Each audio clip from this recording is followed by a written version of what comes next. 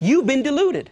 I do not want to live in a country based on this book. Why? Because who is going to interpret for me what version of this book is supposed to mean? Why? Because there are some people that interpret this book that she can't be a pastor. And some people say that my daughter can't wear pants. And some people say that black people can't marry white people based on this book. I do not want to live in a country based on this book. I want to live in a country where I respect your right to believe what you believe as long as you don't hurt nobody, and your right to believe what you believe as long as you don't hurt nobody. And I'm not going to come over on your right to try to do it. I don't want my government interpreting this book for me. Man, I don't want a president telling me what it means, a congressman telling me what it means. I know half the preachers don't know what this stuff means.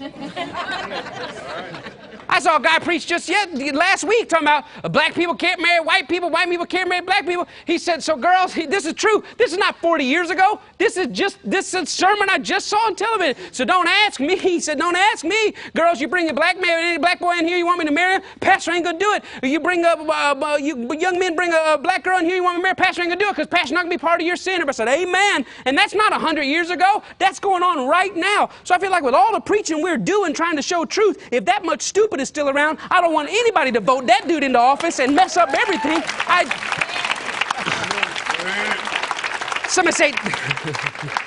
Somebody say, Pastor, that ain't very nice. I'm just quoting the Apostle Paul. Paul called them cancers that preached against the truth. And he said, I've turned them over to Satan that they would learn not to blaspheme. That's what the Apostle Paul said. Why? Because I don't want anybody, any group of people getting ready to go. They're going to say, you can't speak in tongues, you're going to jail. You can't have no women preachers, you're going to jail.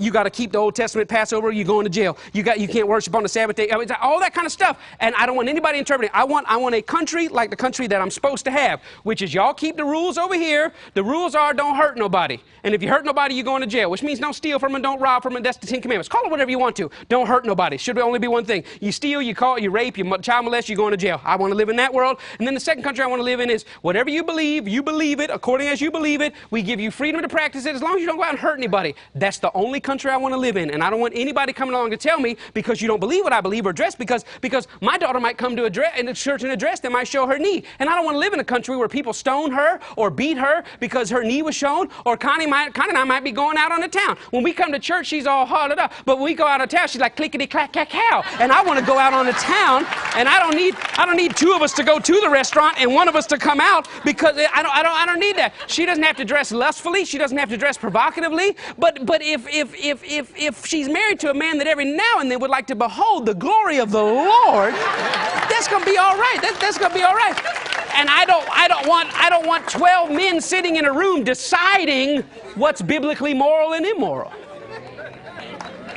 I don't want them to decide that.